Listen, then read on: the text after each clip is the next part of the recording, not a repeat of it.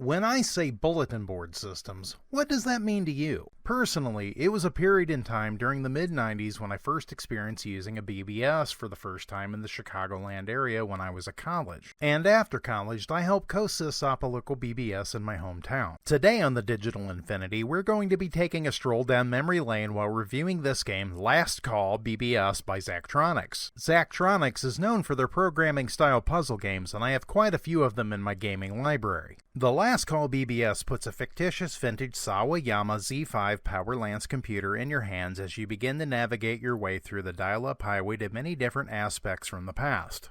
The Z5 looks like it's a cross between an Amiga, a ZX Spectrum Sinclair, and a Commodore 64, but with the power of a PC from the early 90s. I'd like to note here that the mouse plugs in on the left side of the computer, and I'd be okay with that since I'm left-handed, but I'm not sure it was really handy for the right-handed population. It also looks like it took many of its aesthetics for its GUI from the Amiga and Mac OS. All in all, this gives the Z5 a familiar look, but also keeps it in the realm of fiction. So let's reach out and touch someone with a modem handshake. BBSs began reaching their peak of popularity in the early 90s just before the internet was widely available to many people. So this is where the game's story starts off, and this is where my first experiences began in the early to mid-90s. The Last Call BBS sysop, the barkeep, has set up his old Z5 Power Lance for you to use and his old BBS so you can experience what it was like back in the day. You dial into the Last Call BBS from the terminal program and you hear a good old modem handshake and boom, we're logged into the BBS.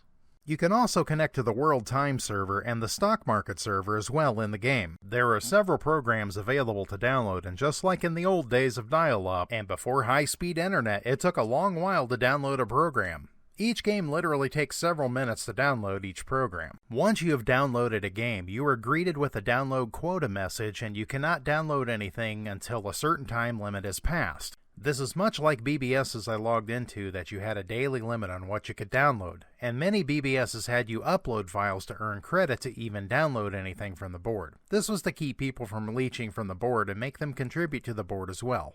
I downloaded many demo PC games that way back in the 90s, and the first game I downloaded was Heretic. I used to download and upload many .mod song files to help get my download credits up to do so. There are also many other items to get from BBSs, such as Doom WAD files to text files on any subjects and .fli video files, just to name a few, and of course BBS store games and forums. The next correlation between real life and the Last Call BBS is the games and programs of the times. There were many wares boards out there back in the day, and you could get just about any game or program you could think of. The sysop the barkeep doesn't condone illegal software, but states that many of these programs you would never been able to get your hands on otherwise because they were either obscure foreign programs or thousands of dollars for a single copy. Many of the games I played on my C64 when I was a little kid were cracked and had demo scene adverts at the opening of the program, and several of these programs in the Last Call BBS have the same thing going on with them as well.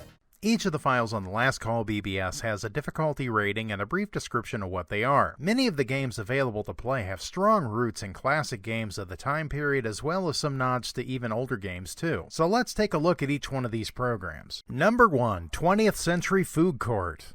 This game has some very deep roots in a very classic game I remember playing on the Apple II in elementary school called The Factory, and a little bit of the flair of The Incredible Machine. You program the machines to deliver the food ordered in the food court of the future, and the further you get in the game, the more complex the machine becomes. Number 2, Chip Wizard Professional. This program is cracked by fooling it into thinking that it has the security dongle attached to the PC, much like the AutoCAD of the 1990s. This program is for development of chip circuits and virtual testing of the design to see if it works as intended, and it's quite interesting to see it represented as a 3D model. Number 3, Kabufuda Solitaire and Sawayama Solitaire. These are two different styles of solitaire with twists on the game's play, which adds to the difficulty but makes it an addictive gameplay, much like the old Microsoft Entertainment Packs for Windows, which added card games like Golf, Cruel, and Tri-Peaks. And Sawayama Solitaire definitely has some serious bass guitar playing going on in the background music. Number 4, Dungeons and Diagrams. Dungeons and Diagrams takes the gameplay elements of Picross and adds rules to it based on the objects in the playfield, like monsters need to be in dead ends and treasure rooms need to be 3x3, so it makes the game a little more challenging. Number 5, Steed Force Hobby Studio.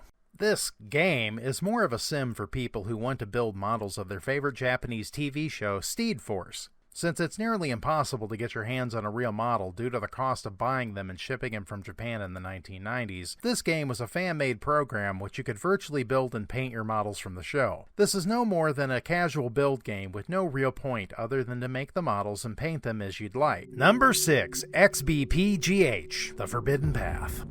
Well, this game's got quite the serious creep factor going on here, not to mention a bit risque here in the opening animation. I feel that it loosely draws itself from the old Windows game called Life Genesis, as you direct your cells to grow, spread, and develop into higher forms of organs, tissues, bones, and other parts. It has that vibe of the 90s horror-type games like Darkseid and I Have No Mouth and I Must Scream. Number 7. Juicebox Arcade. Now we get to another passion of mine, vintage game and machine emulation. The Juicebox Arcade has a Japanese arcade ROM installed in it for Hack Match, which is a tile stack and switch arcade game similar to Magical Drop. Even though I didn't get into emulation until the early 2000s, I always tried to keep my old PC system up and running to play older games that no longer worked on anything above DOS, Windows 3.1, Windows 95 and 98. Nowadays, I use DOSBox and the likes to play many of the door games I've reviewed and old DOS games that I own. As you play through many of the games and programs, the sysop, the barkeep, sends you messages through the TEC HandyMate Virtual PDA. Most of the time, it's a story behind the game or the program, or talking about his experiences with the people who made the program. Before smartphones, we had programs like this, such as ICQ Instant Chat program, that allowed my friends and I to communicate and let each other know when we were online, etc. A fun little feature on the Z5 Power Lance is that it had a screen reader in which you hold down the Alt key and click the highlighted text box and it will read it for you. This also worked on the HandyMate messages as well. I am not sure if screen readers were this advanced or not in the early 90s, but it still adds a nice bit of realism to the game. Ask and you shall receive. This is my old Sawayama machine.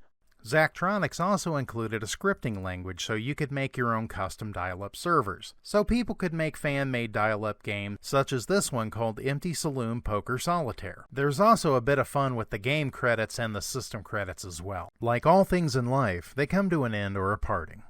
The same is true with my BBS experience as a co-sysop. My friend's BBS was shut down because he went off to college and the internet had taken quite a hold by then. The same can be said about this game. Once you've downloaded and played all the games available from the Last Call BBS, the next time you dial in, you're greeted with this message. The Last Call BBS is closed effective immediately.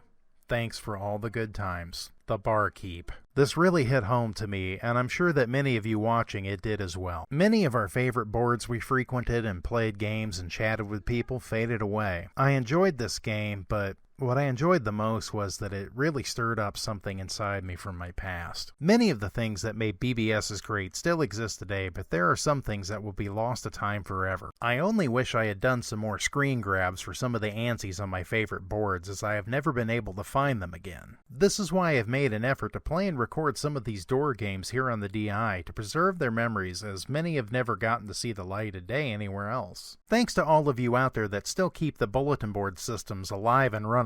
Major kudos to Zachtronics for the Last Call BBS, and it is sad that this is their last game they will ever make. It is so fitting it was called Last Call. I hope you all have enjoyed this trip through memory lane with me, and I have immensely enjoyed sharing it with you. There's plenty more to serve up here on the DI, so stay logged in and check out the next game coming up. Comments are just itching to hear from you about this video or any others I have. I'll add some time to your account, but until next time, Digital Infinity, out.